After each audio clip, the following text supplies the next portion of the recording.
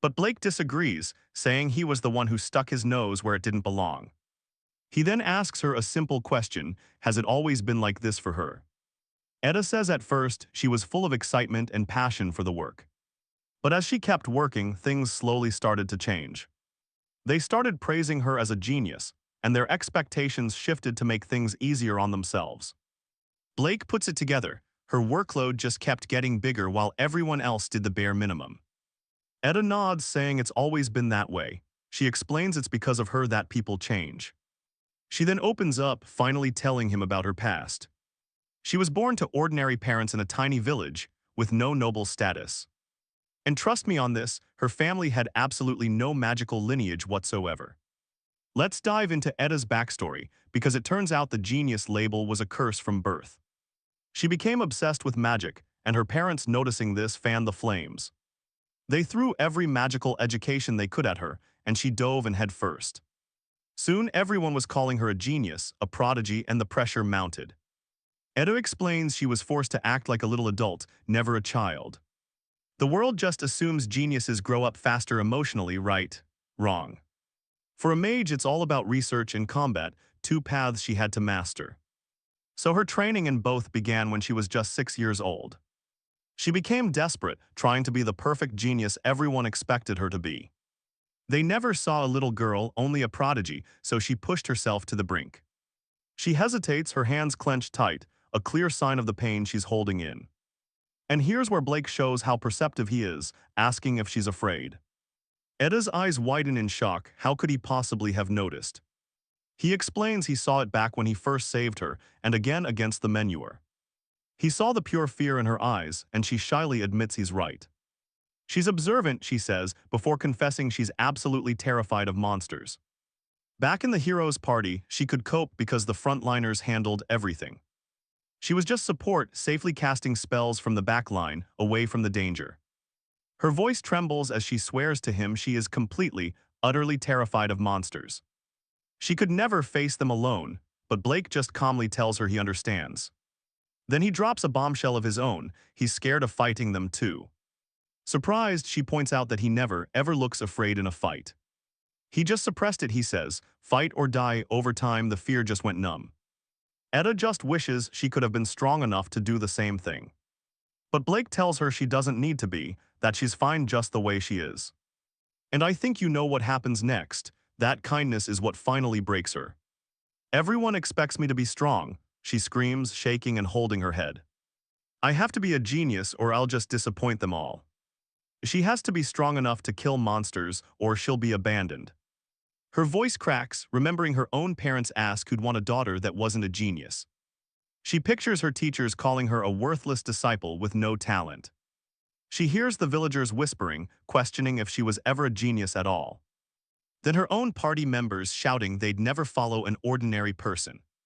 Overwhelmed, Eda clutches her ears, begging the voices not to leave her alone. She promises to be good, to be a genius, to act like an adult, anything. Please, she pleads, just don't abandon me. And then a gentle pat on her head. It's Blake, his voice calm and steady. He just tells her it's okay. He promises her right there and then that he will never abandon her. He tells her how hard it must have been, how much she must have suffered. Then he softly asks if it was tough, and that's all it takes for her to burst into tears. He praises her, telling her she did a great job, his words warm and sweet. And Eda can't hold back anymore. She hugs him, clinging to him for dear life. You and I just witnessed a genius, finally getting to act like a real kid.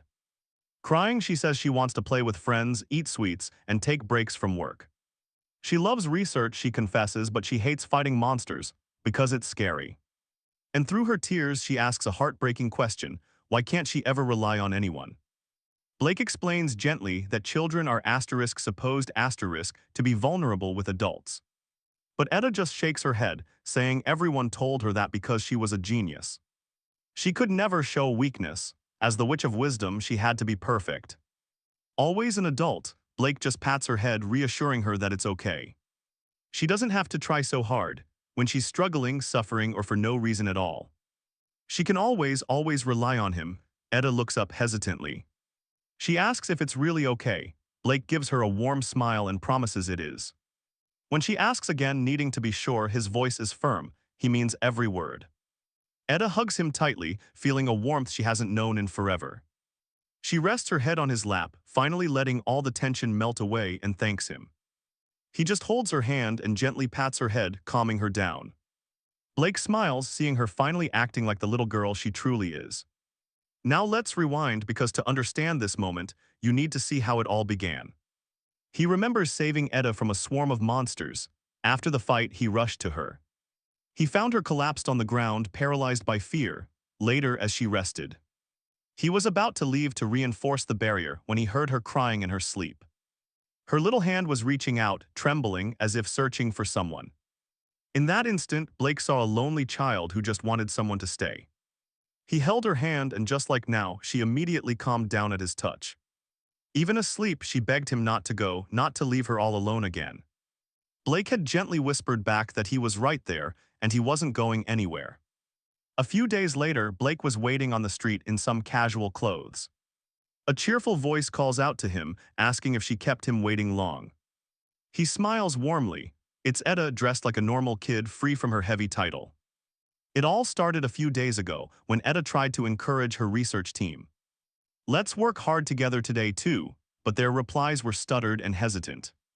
They agreed to do their best and got to work, while Eda focused on her own tasks.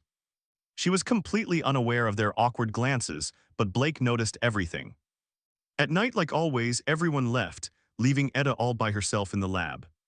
The next day, same routine. Eda leads, the team follows awkwardly. And you can just feel how crushing this is, right? Day after day, nothing changes. On the fourth day, Eda's reading a book but realizes she can't focus at all. The words just won't sink in. Frustrated, she slams the book shut and walks to Blake. Without a word, she hugs him tightly and shouts that she just can't take it. She confesses she's exhausted and doesn't want to do anything anymore. Blake softly pats her head and tells her it must have been so tough. Comforted by his warmth, she happily asks him to pat her more and give her a big hug. Which he does without hesitation. Seeing her this stressed, Blake wishes he could help. He asks if she has the next day off and if there's anything she'd like to do. Eda's reply is immediate. Yes, she wants to go out with him. The next day they meet up at the street market. Eda asks if she kept him waiting. But Blake just smiles, assuring her he didn't wait long at all. He then asks if she's ready to go, and they start walking through the bustling market. And just like that, you and I get to see them both amazed by the world around them. He asks if this is her first time on Market Street, and Eda shyly admits it is. Turns out, since arriving at the royal capital, she's barely gone outside at all. She's never really had a chance to just play in the city. Blake just smiles. He tells her that's wonderful, which only confuses her. Taking her hand, he gently pulls her along. Stick with me, because a first-time adventure is always the most fun. Eda's excitement sparks. She agrees, and together they dive into the market, trying out different sweets. They're having a blast. At one point, Eda spots a group of kids playing tag. Blake encourages her to go join them, and he just watches from the side. Seeing her play so happily like any normal kid brings a genuine smile to his face. As night falls, the stalls start to close up. It's time for Eda to say goodbye to her new friends. She gives Blake a warm smile, thanking him for an absolutely perfect day. On the way back to the Magic Research Institute, Eda stops to look at some jewelry. She's completely captivated by the sparkling pieces. Blake notices her staring. He asks if she found something she likes, and she gets totally flustered. She hesitates for a second, but then starts looking over the pieces more closely. Blake picks up a necklace with a brilliant blue pendant she'd been eyeing and tells the seller he'll take it. Eda panics, insisting she'll pay for it herself, but Blake just smiles and says it's a gift. Stunned, Eda watches as he pays. The seller hands the necklace over to her. She proudly holds it up, thanking Blake with the biggest smile on her face. She hugs the gift adorably, making the seller laugh, and then comes the line we all saw coming. He says Blake is such a kind father with an equally adorable daughter. Both of them just freeze. A second later, they both burst out laughing, not even bothering to correct the guy. They head back to the institute, both in incredibly high spirits. 1 week passes. Back in the research room, Eda shyly apologizes to her team. She admits she couldn't figure out a direct counter to the miasma, however. She says she's realized just how incredibly useful barrier techniques can be. Especially for blocking and completely purifying the miasma, her plan is simple. She's going to gather more barrier mages to push their research to the next level. Turning to Blake, she asks if he'll work with them again. He just smiles. A confident yes is his only answer, but before they can go any further, the lady interrupts. This next part, pay attention because everything's about to change. The entire team bows. In perfect unison, they give a deep, sincere apology. The lady confesses everything. Because of their own insecurities, they had completely relied on Edda for everything. They pushed all the responsibility onto her just because she was a genius. Worse, they got lazy. They stopped trying. She also admits that out of pure jealousy.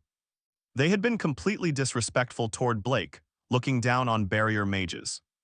It was all to protect their own fragile pride. They bow again, apologizing to them both. Edda just reassures them that it's okay and she doesn't mind. Blake quickly agrees. He says he feels the same way she does. Edda then puts a hand on the lady's shoulder. She gently reminds her that relying on her for absolutely everything is kind of a problem. She encourages them all to put in the effort and work hard from now on. The lady is touched. Overwhelmed by Edda's kindness, she thanks her. The other members then crowd around Blake. They all apologize too, admitting the whole incident made them finally understand. They now see barrier techniques for what they are, truly amazing magic. And while the group chats happily with Blake, you and I see Edda quietly ask the lady a question. Alright, let's see the ripple effect of Blake's actions, starting with a heartfelt apology. The researcher admits they always saw that AA was unwell, and they knew. They were partly to blame, but just lacked the courage to face their own failures. She explains that Blake not only scolded them, but he actually helped AA. Seeing her genuinely happy again gave them the strength to finally step up. She finishes by saying that Blake and his barrier techniques are both truly amazing. Edda smiles, agreeing from the bottom of her heart. Blake really is wonderful. The next day, the research team sees him off. Edda tells him she'll let him know if they make any progress with their work. He replies that he'll be waiting for her news. Then she pulls him in close, whispering to ask if he'll help her again sometime. He smiles, assuring her he'd be happy to any time, making her blush. Her team just looks on, completely lost. Blake waves and heads off. He realizes he hasn't been back to the dorms in a while and wonders how everyone is. The moment he gets back, he's ambushed. "You're late," Clara shouts, glaring. Sven yells that he was worried sick. Blake panics at their intense reactions. He quickly starts explaining what happened, but Sven isn't buying it for a second. He calls him a liar, saying only the absolute elite can enter the Magic Research Institute. And you and I know this is where they start seeing him differently. Could barrier magic really be that incredible? They can't believe it. They start asking who Blake really is. He just asks them how things have been. Sven breaks into a huge grin, saying he was waiting for that question. He proudly announces he's going to show Blake the results of his intense training. The next day at the training grounds, Thea, Clara, and Sven unleash their power. They pour their magic into every attack, hammering the training targets. Blake watches in silence but can't help feeling a little concerned. Sven curses in frustration, shouting that he should be way stronger by now. Then another team shows up, and trust me, they're not here to make friends. They immediately start mocking them, calling them the Academy's dropouts. They tease that their recent success was probably just a one-time fluke. Sven furiously yells back, telling them to say whatever they want. But Thea admits they have a point, since they really are the dropouts. Clara agrees, adding that they've always been dead last in the rankings. Sven's anger boils over. He demands to know if they're just giving up. Thea shouts back that's not what she meant, but Sven has already turned away. He storms off, yelling that he's had enough and he will never give up.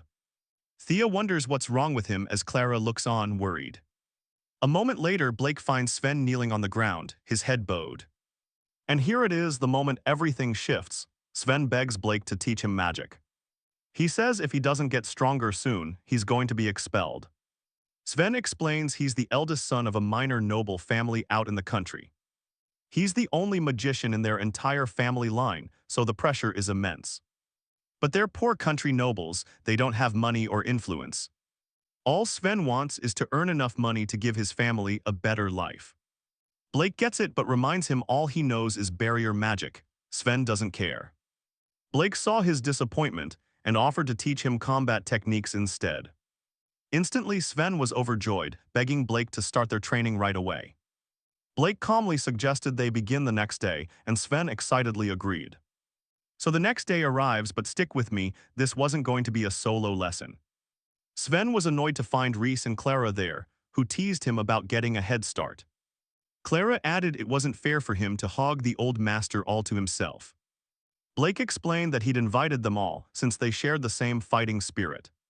Sven grumbled that it was true, but complained he was the one who begged first. He went through all that effort. Blake just smiled and apologized for the confusion. Standing behind him, Clara saw her chance to finally uncover the secret to his power. Up until now, she'd only watched from afar, but today she was paying attention. Right then, Blake glanced back over his shoulder and smiled directly at her. Totally busted, a flustered Clara quickly looked away, telling herself to be more discreet. Moments later, the group arrived at Mecha Forest, and Sven jumped right into action. He unleashed a fire spell on a lizard monster, giving it everything he had. When he finally defeated it, he yelled out triumphantly that he could do this too. But a sudden noise from behind made him spin around, only to find another lizard. It was lunging at him, mouth wide open, before he could even react. A razor-sharp barrier sliced the monster into pieces, Blake reminded Sven. To never let his guard down, as Sven apologized, Reese shouted out. The monsters were multiplying. Blake just walked forward, saying he would demonstrate. Now watch this, he forms a barrier sword, explaining that against a mob. Wide-range magic is the best solution. With a single swing, he effortlessly decapitated every single lizard in the area. A stunned Reese asked if he wasn't a bit too strong. Clara wondered how he was so powerful, while Sven questioned how any of this was possible. If he was just some barrier mage guarding the demon realm's border. Blake seemed surprised by their reaction, smiling as he told them it was a long story. One that would take some time to explain. Later, they all sat down in a safe clearing. Blake began his story, saying it all started 30 years ago when he was just a kid. Only 9 years old, his talent for barrier magic got him taken to the demon realm. There, his only job was to create barriers to suppress the realm's dark miasma, and to keep its monsters contained. For this, they got meager pay and barely enough food. Let that sink in for a second. Eventually, they were just left there, abandoned. Their mission was to maintain the barriers constantly, meaning they couldn't leave their posts. As a result, they barely had any time to sleep, but despite everything, he kept going. He continued holding the barrier, but then the food supplies started to run out. No more shipments were coming. He was reaching his limit from pure exhaustion and physical starvation. That's when he got an idea: create a magic circle. One that would automatically maintain the barrier for him, Clara exclaimed. That almost no one can develop new magic circles. Sven asked if he didn't just fail. But Blake replied that through sheer effort alone, he actually managed to succeed. Sven was floored, finding that completely impossible to believe. Blake just kept talking. He explained that within a few days, he had developed a brand new magic circle. One that he could simply infuse with magical power. That day, he slept like the dead. A few days later, he gave every last coin he had to a passing merchant for a single favor. Let's dive into how a kid, abandoned by everyone, had to create his own magic. His first problems were food and shelter, so he headed into the nearby forest to hunt. But the place was crawling with monsters. Terrified, he immediately ran back. Rations were supposed to arrive every few months, but eventually even those stopped. Desperate, he ventured back into the forest, and this time he managed to find something. He gathered a few mushrooms, but was instantly spotted and attacked by a monster. He ran for his life. With no other choice, he threw up a barrier to stop the beast. It only held for a moment, but it was just enough time to escape back to safety. But the dense miasma in the forest meant everything had to be purified first. His barriers were useless for fighting monsters, so he decided to get stronger. Now pay attention, this is where the real grind begins. He focused everything on his barrier techniques. He eventually succeeded in making them strong enough for short-term restraints. Thanks to these upgrades, he could gather resources much more efficiently. 3 years pass. He's now 12 years old, hunting in the forest when a monster pops up right beside him. He calmly traps it inside a barrier box and just keeps walking, finishing his task. After years of training, his barrier magic had gotten so good he could restrain most monsters. He could hold them for several minutes. He puts down the food he'd gathered. He checked his magic levels, sensing his own growth, but he knew something was missing. He still had no way to actually defeat the monsters. That's when it finally hit him. His barriers were incredibly tough, sure, but they were completely stationary. That made them useless for attacking. Determined, he worked to find a solution. 3 more years fly by. He's 15 now and he finally made a breakthrough. He made the barriers mobile. He called it the offensive barrier technique. I know what you're thinking, and yeah, this is a total game changer. Using it, he hunted his first real meat in years, purifying it of the miasma. He ate with tears of pure joy. Fired up by his success, he researched even further. He explored barrier shapes, hardness, softness, and even viscosity. This allowed him to create brand new combat techniques, all using his barriers. He perfected them by fighting day after day. As Blake tells this story, a monster appears. It gathers fire in its mouth and launches it at the group, but Blake blocks it effortlessly. The 3 kids are stunned. He leaps into the air, softening a barrier in his hand. It forms into a sword, and he slices the monster's head clean off. He proudly tells the kids that after years of hell, he can finally pull off feats like this. Thays can't believe it, another salamander defeated in a single strike. Sven comments on how overwhelmingly strong Blake is, but Blake just asks if they really mean it. This leaves them totally confused. Sven admits that now he understands why he's so powerful. Thays adds that Blake's backstory is incredible, while Clara quietly processes it. She reflects on how painful his life must have been, yet Blake shows none of it. He's truly amazing, she thinks to herself, which only seems to confuse Blake more. He then lectures them, saying that if they just trained as hard as he did, they could grow stronger. And they'd reach his level in no time. Thays is baffled by his total lack of awareness. He wonders if that level of ignorance is terrifying, while Clara thinks Blake is just dense. A totally insensitive old man. Sven, however, resolves not to be scared. He figures if they want to get that strong, they have no choice but to try their best. Just then they hear more monsters. Blake excitedly points out 2 more salamanders. He urges them from behind, telling them they should fight the creatures next. He tries to encourage them, saying if they just give it their all, they can win. But speechless and terrified, the 3 of them scream that there's absolutely no way. They can't possibly fight those things. A few days later, back in the kingdom. Let's meet our main character, Lancelot, a guy who seems to have it all. The elders shower him with praise for being appointed captain at such a young age. They admire his flawless track record, exactly what they expect from the Lord's chosen one. He tells them flawless is a bit much, but the elders just eat up his humility. What a wonderful trait, they say, fawning over him. They're convinced there's no one better suited to be the next commander-in-chief. After saying their goodbyes, the elders finally depart. Lancelot mutters to his comrade that the eloquence of bureaucrats is really something else. His friend just shrugs, saying he thinks their praise is pretty fair. Lancelot insists they're just overestimating him, but his comrade won't hear it. He tells him not to be so modest, everyone in the corps relies on him. Lancelot walks on in silence, thinking to himself he's not as amazing as they all think. He sees himself as just a guy with a bit more talent than average, that's all. And he admits his magic skills have been hitting a plateau lately. And here's where it gets interesting. With no clear goals, he's just drifting. He knows the Royal Magician Corps' main job is keeping public order. But with the Demon King dead, there are barely any chances to face a real challenge. And while peace is a blessing, he can't help but wonder how long he can keep up this act.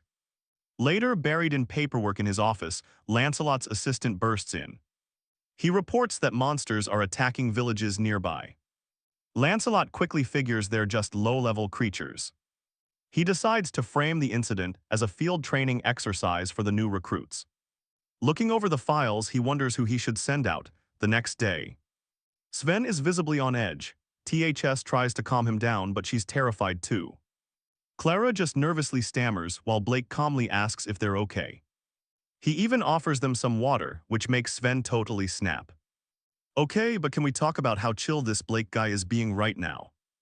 Blake just replies that he's used to slaying monsters. No big deal. Sven yells that his casual attitude is insane, but then tries to hype up his own team. He reminds them they've been training under Blake too.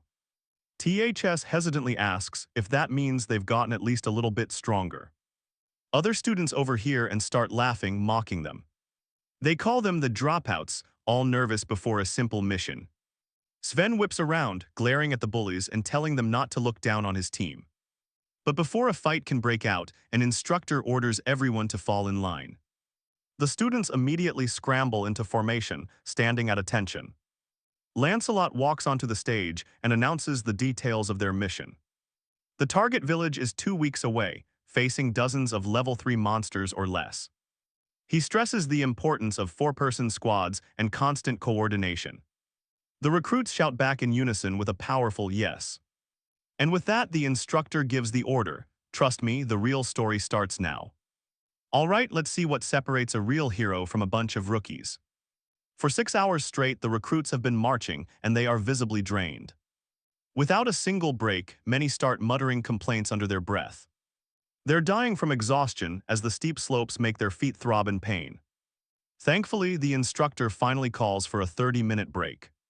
The trainees collapse right on the ground, grateful for the moment of rest. But that relief is short-lived. The instructor barks at them, asking why they're lazing about. He orders them to get up and immediately tend to their fellow squad members. Despite their exhaustion, they obey, massaging each other's shoulders to ease the strain. Later that night, while the squad sleeps, the newest trainees are on watch duty. They're taking turns as lookouts, and Blake notices they're clearly struggling. He watches them with a look of concern on his face. 7 days later.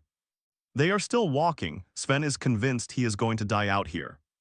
Thace in tears says she just can't take it anymore, while Clara is falling asleep on her feet.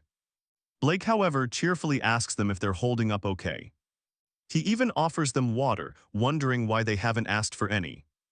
Now here's where people really start to notice. Sven absolutely loses it.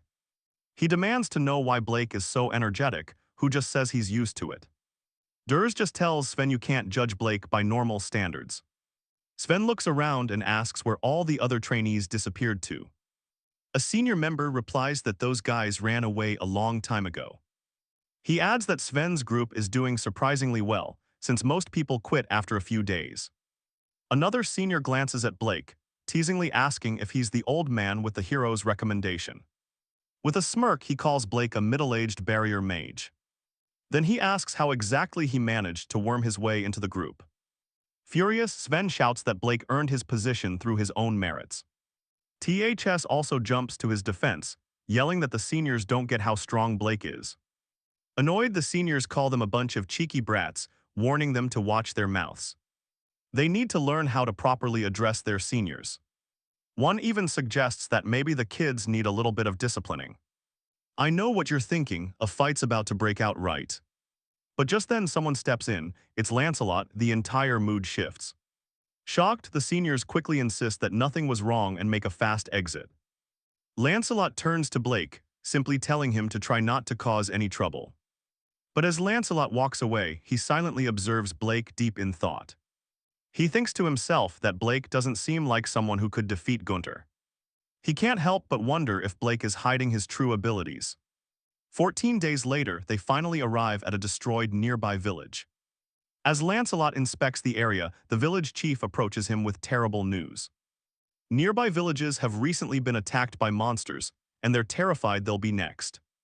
And trust me, this is where the real mission finally begins.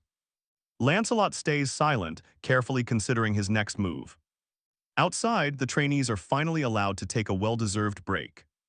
Blake approaches the group and tells them they're all back together now. Sven immediately apologizes for leaving all the squad leader duties to him.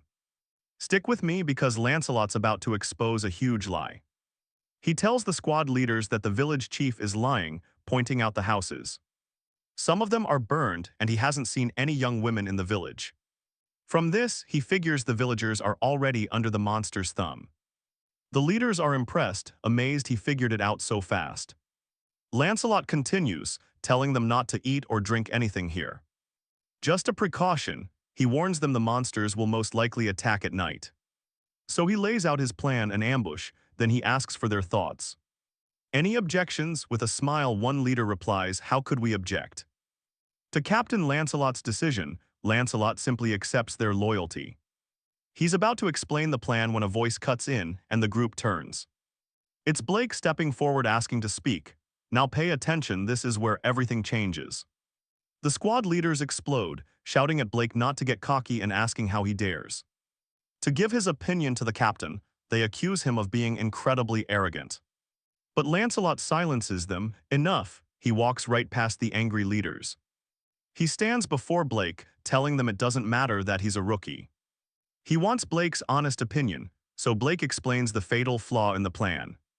With their current strategy, they probably can't save the captured hostages. He says they need to add an offensive approach to their strategy. Lancelot reminds him they have no clue where the enemy is hiding. Does Blake plan to just search until nightfall? Blake's response is pure confidence. Yes, the senior leaders erupt, saying there's no way he can pull that off. He can't conduct a search that fast, and the villagers will never cooperate. Not in their state, but Blake stays cool, telling them there's a way. They can search, he says, if they use his detection barrier technique. A detection barrier, I know what you're thinking, so Blake shows them what he means. He explains it's a special barrier that's capable of detecting targets. By transforming the barrier into particles, it can sense anything within its range. It can grasp the shape and movement of any object it touches. And it doesn't just detect people and monsters, but anything with a physical form. Despite the explanation, one of the seniors grabs him by the collar in a rage. He's screaming that Blake is a liar, convinced that barrier techniques can't do that. To him, barriers only create barriers. They could never have detection abilities. Blake stays completely composed, closing his eyes and casting the technique. Without looking back, he calmly says, "One of you is yawning and the other is drinking," referring to the two seniors right behind him. They're completely shocked. They demand to know how he knew. Still in disbelief, they accuse him. They say he must be cheating with someone else. Thankfully, Lancelot steps in. He gives Blake's squad the mission: find the monster's lair and rescue the hostages. The senior leaders are stunned and absolutely furious, but Lancelot explains his logic. Throwing rookies into the main attack wouldn't really change the outcome. So assigning them a long-shot mission with even a tiny chance of success is smarter. Lancelot then announces to everyone that the operation begins at nightfall. He orders the leaders to get their squads ready for the mission. They all roar back with a firm yes. That night, Blake and his squad move out. Deep in the forest, Sven is hyped, telling the others he can't believe Lancelot would give rookies like them such a critical mission. "You and I know that's a seriously bold move, but Blake." He disagrees, saying it's the total opposite. Lancelot probably expects them to fail. Clara nervously asks Blake if his power can even find the monsters. He just says yes, but admits his detection barrier has a pretty limited range. So they'll have to keep moving. Sven just stares in awe, calling him an extraordinary old man. Thea, on the other hand, isn't even surprised at this point. Clara just watches Blake, thinking to herself how absolutely incredible he is. His barrier techniques were on another level. Being with him makes her heart race, a thrilling feeling she can't explain. Meanwhile, back in the village, the other squad members are fast asleep. And inside one of the houses, Lancelot is also in bed, pretending to be asleep. Monsters creep into the room, knives out, slowly surrounding his bed. Now watch this, they raise their weapons to strike him down all at once. But before they can even touch him, one of them gets blasted out of the house. Lancelot gets up from his fake nap, wondering why they only sent a couple of level 3 lizardmen. He thinks they're seriously underestimating him. Minutes later, explosions rock the village as the squad starts fighting the lizardmen, mocking them for being so weak. But they shut up quick when they hear heavy footsteps. Turning around, they see them, level 4 orcs. One of the orcs charges, swinging a massive hammer. It smashes into two magicians, sending them flying through the air. They hit the ground hard, cursing as the orcs close in for the kill. Just when they seem unstoppable, a huge fire spell slams the lead orc right in the face. It's Lancelot. He asks the magicians where the other monsters are. They thank him, but one of them, shaking with fear, just tells Lancelot to look behind him. When he turns, he sees it, the level 6 orc lord towering over them all. And I know what you're thinking. The magician sees its power level and yells to the others. Not to worry, they've got the invincible Captain Lancelot on their side. Lancelot leaps into the air, gathering wind magic in one hand, fire in the other. He aims straight for the orc lord and unleashes both spells at once. The combined magic completely swallows the orc lord and its minions, turning them to ash. Lancelot keeps pouring on the power and overwhelming force, until not a single trace of the monsters is left. Satisfied, he lands back on the ground. The senior magicians go wild, cheering that Lancelot is just as incredible as the rumors say. But Lancelot is dead silent. He senses something's off. These monsters were too organized. He figures there must be a commander because an orc lord shouldn't be this smart. Suddenly, Lancelot freezes in shock. And everyone else is paralyzed with fear as a new monster appears in the distance. At that same moment, Blake's squad finds the missing women and children in a cave.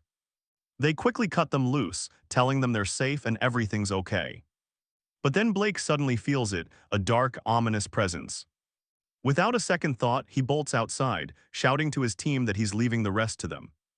Back in the village, the new monster starts speaking to Lancelot. And trust me, what it says changes everything. Frozen in shock, the monster taunts Lancelot, asking him what's wrong. Lancelot stares at the colossal Barbarossa standing before him. And let me tell you, some of the senior magicians are backing away, whispering it might be a level 8 monster. But others just brush it off, completely sure of their captain's strength. They're shouting that there is no way their captain could ever lose. Barbarossa starts swinging its massive axes, mocking Lancelot with every move. It taunts him, asking if this is really the full power of the Royal Magician Corps captain. Lancelot stays dead silent. He knows he burned through most of his magic in the last fight. He does a quick mental calculation. There's only enough juice for one more high-level spell. If he misses, it's game over. He's riddled with anxiety, wondering what his next move should be. Despite his hesitation, the senior magicians keep cheering, yelling that Lancelot will definitely win. Lancelot narrowly dodges Barbarossa's attacks, trying to hype himself up. He reminds himself that he is the invincible Lancelot, that he can't lose. But Barbarossa times its next attack perfectly and lands a direct hit. He gets slammed into the ground with enough force to cause a massive explosion. The impact leaves the other magicians screaming his name in pure panic. Barbarossa raises its axe, roaring that it's over, and swings down with everything it has. The ground beneath shatters as Barbarossa grins, thinking victory is finally his. Only to be completely stunned when it sees Blake standing there, blocking the attack. Now pay attention, because Blake just calmly says, "Looks like I made it in time." The senior magicians are in absolute disbelief, seeing Blake stop that massive axe. They're all shouting what is happening, unable to process the scene in front of them. Blake turns to Lancelot and offers to heal his wounds, raising both of his hands. He begins to mend Lancelot's injuries right there on the battlefield. Lancelot is totally shocked by this, asking if he's using holy magic. But Blake explains that it's actually a healing barrier technique. He's using the purification and detection abilities of barriers to stimulate the body's regeneration. Barbarossa is absolutely enraged, demanding to know who they are. It curses them out for daring to have a casual conversation right in front of it. The monster starts repeatedly striking the barrier while Blake helps Lancelot up. Blake asks about their chances of winning this fight. Lancelot admits that a high-level spell would work, but it needs time to charge. And with Barbarossa watching his every move, it's basically impossible. But Blake just assures him, "Don't worry, I'll create an opening for you." Lancelot is concerned that Barbarossa will obviously notice him preparing a huge spell. Blake just dismisses that, saying he fully intends to fight the monster himself. And I know what you're thinking. How can a defensive barrier possibly be used in combat? Blake brings his hands together, focusing his power. He channels energy, creating a soft barrier right around his feet. Then he positions himself carefully before leaping with the barrier's enhanced strength. As he soars through the air, he casts a huge magic circle in front of him. He pierces right through it, coating his entire body in a sharp and thick barrier. Barbarossa sees the attack coming and tries to get out of the way, but it's too late. You and I just saw a support character slam a monster into the ground, leaving everyone speechless, wondering if he really just took down a monster that huge. But trust me, Barbarossa isn't down for the count just yet. Before it can even move, Blake is right back in its face. Blinding speed, his fist hardens, striking Barbarossa square in the jaw. He screams for Lancelot to finish it, now. Lancelot pours every last drop of his magic into one final attack. A two-handed blast of pure energy engulfs the massive beast. Barbarossa roars in agony as it burns alive before finally collapsing, lifeless. The magicians erupt into cheers, celebrating their hard-fought victory. Exhausted, Lancelot descends to the ground, muttering to himself. Somehow they actually manage to pull it off, but the fatigue hits hard. Just as he collapses, Blake catches him, holding him steady. He commends Lancelot for his incredible magic, and Lancelot returns the praise. But one of the other magicians interrupts, shouting Lancelot's praises. Calling him invincible, his magic unmatched, the others quickly join in. Now get this, they claim Lancelot could have easily won without Blake's help. Accusing Blake of trying to steal the spotlight, Lancelot, frustrated, tries to step in. But Blake cuts him off. He insists that maybe they have a point. That Lancelot could have won on his own. Lancelot is completely stunned. Blake reminds them all that Lancelot is human, not some flawless god. No matter how strong, he's still mortal. Shouldn't comrades fight together and have each other's backs? Another magician, angered by this, confronts Blake. He grabs him by the collar, accusing him of mocking their hero. Blake calmly takes the man's hand and squeezes. Hard, he says he understands. The pain of fighting all alone and the comfort of having allies. He adds there's no such thing as a perfect human. And that Lancelot, just like anyone else, is a person with a heart. The magician, shaken, lets go and leaves in a huff. Blake just sighs, clearly frustrated with them. Later, the hostages are returned safely to the village, where the chief confesses. He was being threatened and apologizes for his actions. But despite this, Barbarossa's true identity remains a mystery, casting a shadow over the victory. Days later, back at the kingdom, Sven is literally crying with joy. Shouting about how they're finally back home, the others are just as emotional. Clara swears she is never, ever going on another expedition.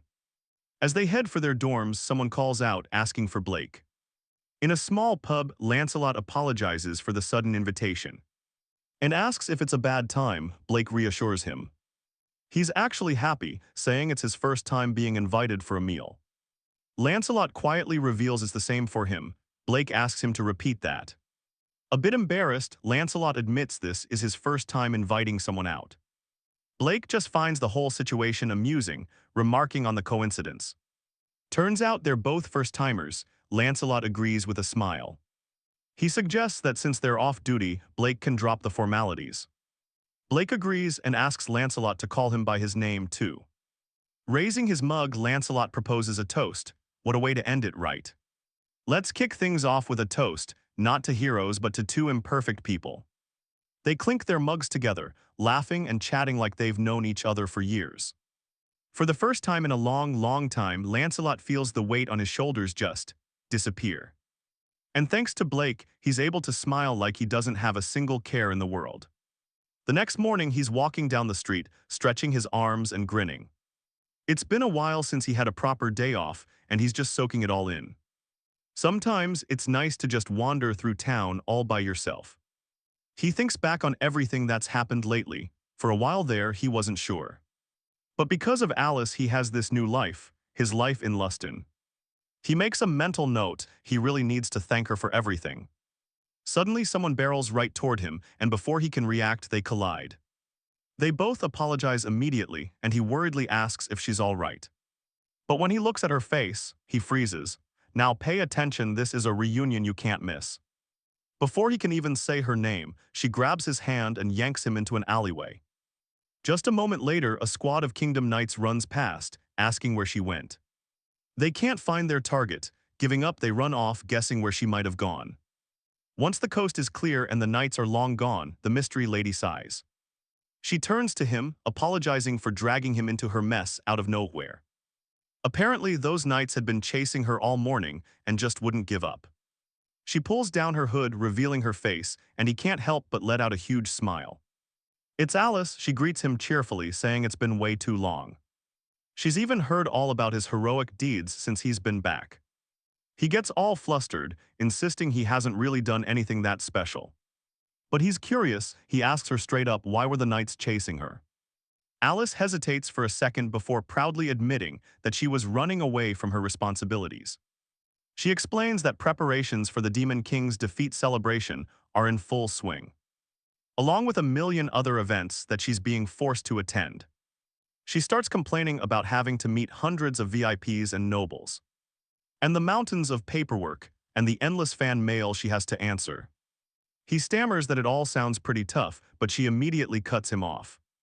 Tough doesn't even begin to cover it. She says Ida and the others were called to help too. But their workload is nothing compared to hers. It's not even close. Because she's the hero, her schedule is absolutely murderous. It feels like everyone is actively trying to work her into an early grave. She finally throws her hands up, declaring she's had enough and doesn't care anymore. Seeing her this stressed out, he realizes Alice just needs a serious break. He cuts right through her complaints, calls her name, and asks if she wants to hang out. And yeah, this is the moment. Alice is taken aback, asking if that's really okay for them to do. He reassures her that it's totally fine, besides she's done so much for him. He tells her he's been wanting to thank her properly for a while now. At first, she's just stunned by the offer, but then her entire face lights up. She enthusiastically agrees, practically bouncing with excitement at the idea. A little while later, they arrive at a truly beautiful, picturesque clearing. He looks around in awe, admitting he had no idea a place like this existed near the capital. Alice just smiles, proudly revealing that this is her favorite spot to escape to. He hesitates, asking if it's really okay for him to be in such a personal space. Alice just waves it off with a simple reply, telling him it's fine because he's special, before pulling something from her bag. It's her lunchbox and it's finally making its grand entrance. Inside is a perfect sandwich. We're talking layers of egg, burger, tomato, and a special sauce. He's completely amazed, commenting on just how incredible it looks. Alice, with a little hint of pride, tells him she made it herself. But then he notices there are 2 sandwiches and asks why there's an extra. She gets all flustered, dodging the question and telling him to just eat it already. Smiling, he decides not to push it and takes a huge bite. The flavor is a total surprise. He happily tells her the sandwich is amazing and that she's a fantastic cook. Alice is clearly pleased, saying she might not look it, but she's actually pretty domestic. She then asks if that's a weird skill for a hero to have. He's quick to reassure her, saying he doesn't find it strange at all, putting her at ease. And now this is where she starts to open up. She explains that before becoming a hero, she was just an ordinary girl from a rundown little village. She describes her old self as handy and good at housework, but totally lacking any kind of special power. Then one day, everything changed completely. She received a divine revelation, a blessing from the goddess Altria herself. From that moment on, she became a hero, a champion for the people. She explains that heroes chosen by this revelation have one mission: defeat the Demon King. That meant throwing herself into the harshest training imaginable. In those grueling days, her palms became blistered and calloused. He just listens, replying quietly that he understands. Standing up, she declares herself pretty amazing. She recounts how she discovered that swordsmanship actually felt natural to her. In fact, she grew stronger in almost no time at all. She smiles, suggesting maybe it was just a natural talent she had all along. He agrees, telling her he believes she must have some innate ability to get that strong. Looking up at the sky, she thinks back on just how tough it all was. The training was hell, the enemies were monsters, and she barely had any allies. But through sheer, relentless effort, she finally defeated the Demon King. Now there are fewer monsters, the greatest threat is gone, and the world is at peace. That's the best possible outcome, right? She asks if he agrees that everyone can smile now. But even as she says it, you can see a deep sadness behind her own smile. She adds that at the end of the day, she's still a hero. He stands beside her and starts to speak. He talks about his own past as a barrier mage, a job he's held for 30 years. Just an old man maintaining barriers, left behind by time and completely out of touch with the world. And whoa, I don't think any of us saw this coming. Alice is totally stunned by his self-pity, asking if he's even serious. He explains that even a guy like him has things he believes in, things only he can do. Then he looks at her and says it plainly, I want to protect you. She's left speechless. He continues, saying the reason he maintained the barriers against the demon realm for all those years was his desire to protect everyone in the world. And now that exact same feeling applies directly to her. Alice hesitates for a moment. But she's the hero, the strongest there is. Why, she asks, would she ever need his protection? Let's kick things off with a moment where he tells her it doesn't matter if she's a hero or not.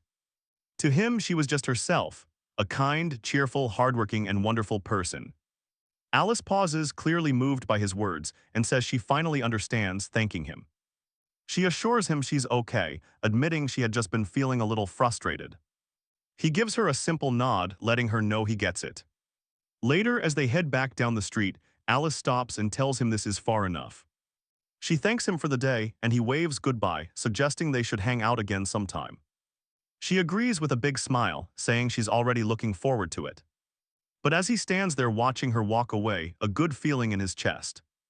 He's completely oblivious to the pair of eyes burning a hole into his back from the shadows. Hidden around a corner is Gunther, glaring at him with pure, undiluted anger. Under his breath, Gunther just keeps cursing him, wishing for his death. His face is a mask of pure hatred, so what happened? We flash back a few hours. Gunther had just been told he was being transferred to the Mabel region. He explodes, calling it a demotion and demanding to know what on earth his superior was thinking. The man yells right back that Gunther has gone way too far this time. Repeated misconduct, abuse of his authority, even causing chaos in the training unit. Frustrated, the man screams that he's hit his limit covering for Gunther's mistakes. Furious, Gunther reminds him that he's a high-ranking nobleman and an incredible magician. But the man just smacks his hand away and coldly tells him none of that matters anymore. He's cutting all ties with him for good. This just infuriates Gunther. He starts shouting that after everything he's given the man, this is how he gets betrayed. The man stands up and fires back that teaming up with Gunther was his mistake. He says he never expected Gunther to be so reckless, so unbelievably foolish. As he walks away, he tells Gunther to try and start over in the borderlands. Gunther tries to stop him, but he just leaves the room, abandoning him to his rage. Absolutely enraged, Gunther kicks a table clean across the room. I mean, can you believe this guy? He's genuinely asking if they're really cutting him off. When he stumbles out of the room, he's a total mess, and all the other magicians see it. The whispers start immediately, teasing him, saying he finally got what was coming to him. They say it's the end of the line for someone so hated. Hearing this, Gunther snaps. He screams at them to shut up and unleashes a powerful wave of fire magic. He injures the magicians around him, calling them all worthless scum. As a result, Gunther is forcibly kicked out of the kingdom. He protests, shouting that he's a high-ranking noble, essential to the country's power. But the guard escorting him out furiously tells him he should be grateful he's not in prison. Getting discharged is a mercy, Gunther shouts in pure disbelief, demanding to know why. But the guard just turns his back on him without another word. He slams the massive magician kingdom gates right in Gunther's face, leaving him kneeling outside. As a crowd of commoners gathers to stare, Gunther, in total despair, remembers something. He thinks that Alice will understand his true worth. He had fallen for her at first sight, dreaming of becoming a hero by her side. He was aiming for the captain's position, hoping she'd finally notice his so-called charm. But then one day, Blake appeared and stole all of Alice's attention. And in that moment, Gunther became convinced that Blake was the root of all his problems. Alright, let's watch a man's obsession turn into pure madness, starting right now. He was laser-focused on finding her, but then he saw it, Alice, smiling brightly. For a split second, he was happy, about to call her name. Then he absolutely froze. In pure shock, Blake was with her, laughing, chatting, and Gunther could only watch. He could only ask himself why wasn't that him standing in Blake's place? In that single moment, every dream he had of chatting with Alice, of making her smile, of eventually being the one by her side, shattered, seeing her happy with someone else. Blake, Gunther cursed his name, wished for his death, and his despair twisted into something darker. A twisted determination. He decided he would kill Blake and take Alice for himself. He laughed like a demon, convincing himself that Alice was his from the very start. The very next day, the instructor's voice boomed, ordering everyone to line up immediately. As the units assembled, Sven took in the formation while Lancelot stepped forward. Lancelot announced their mission. They were assigned to guard some very important people. It was for the upcoming Demon King subjugation ceremony, and he began assigning roles. He pulled out documents from his folder, and while Lancelot was busy with that, Thea asked Blake where he figured their little unit would be placed. Blake just shrugged, guessing they'd be stationed at the castle gate since they were trainees. Just then, Lancelot announced the escort detail for the hero herself, Lady Alice. Now pay attention, because this is where our crew gets the shock of their lives. Clara whispered to Sven, guessing they'd just get patrol duty, and Sven nodded along. When Lancelot finished, Sven noticed all the other magicians in line were staring directly at their group. Puzzled, he asked why they were getting all the attention. Clara hesitated for a moment before replying, "It's us." Thea had no idea what she meant. Clara, looking completely stunned herself, finally explained, "We're the ones escorting Lady Alice and her party. You and I both know how insane that sounds." The group was in total disbelief, unable to even process what they had just heard. The entire area went silent as everyone stared. A senior magician stepped forward. He demanded to know if a bunch of trainees were really going to be escorting the hero. He argued there had to be some kind of mistake. It made absolutely no sense. But Lancelot firmly shut him down, confirming the decision was a direct recommendation. A recommendation from both Alice and from Lancelot himself, he said. He noted their performance during the recent monster attack was admirable. And on top of that, Blake had the notable achievement of defeating Vice Captain Gunther. He was trusted by both Alice and Ada. The other magicians had to admit Blake was strong. Strong enough to fight alongside Lancelot. They had all witnessed it firsthand.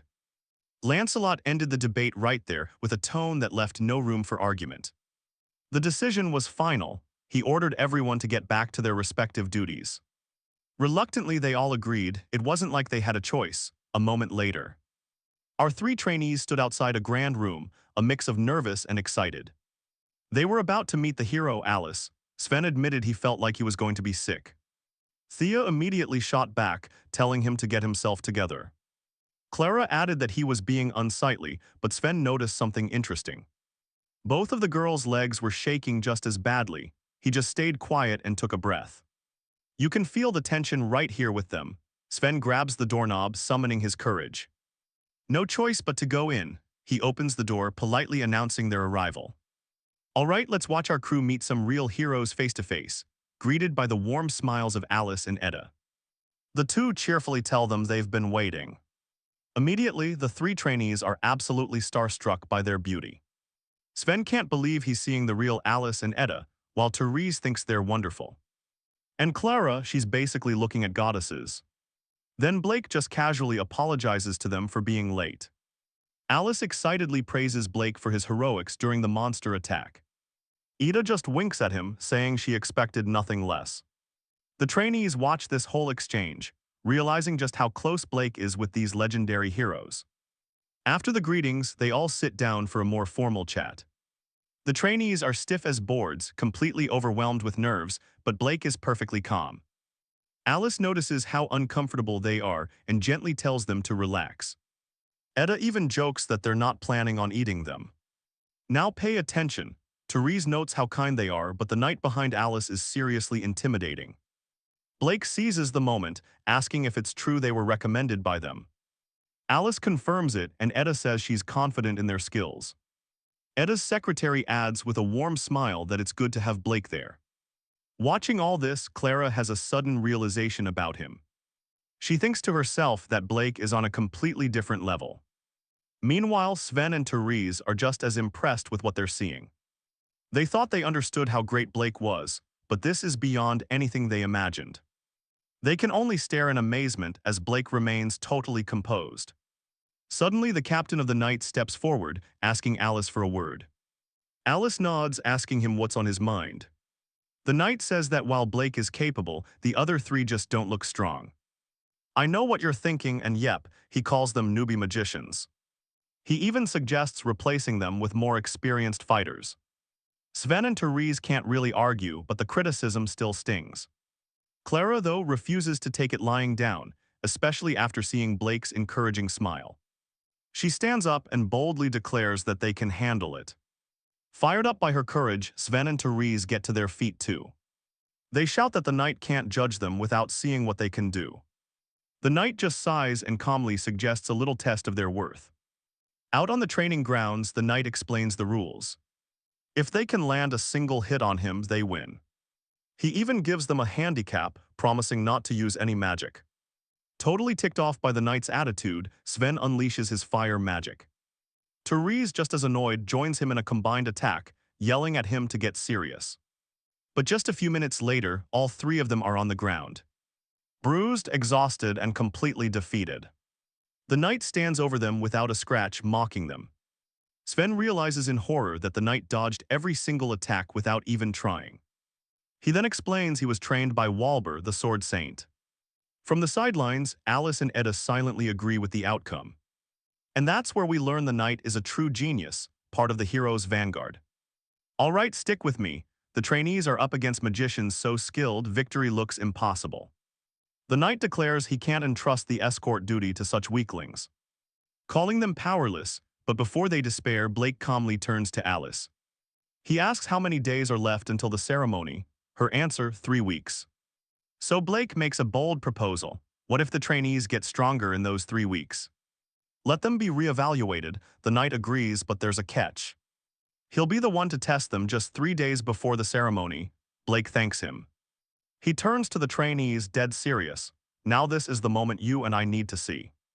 He asks what they'll do. Sven immediately shouts that they're all in. Theirs declares they won't give up, and Clara vows they will pass no matter what. Fired up by this new determination, Alice and Edda cheer them on. The shouting actually calms the trainees, giving them a surge of confidence. But the Vanguard captain, watching from afar, is wondering what they can do in 3 weeks. Yeah, good question. He resolves to keep an eye on them. Meanwhile, Sven is rallying his team. He tells them to give it their all, and theirs adds that they'll finish any training. No matter how hard it is, the very next day they head into Mecha Forest and immediately run into some heavily armed, powerful monsters. But all that big talk from yesterday, right now you and I are watching them run for their lives screaming. We don't want to die.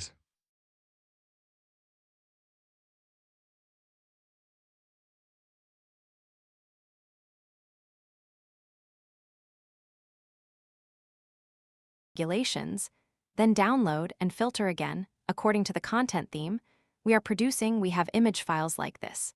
I guarantee that these images are taken from YouTube's system, Google's system, and comply with Section 107, that is Google's Fair Use Content Reuse Law. I have researched and searched for all this content.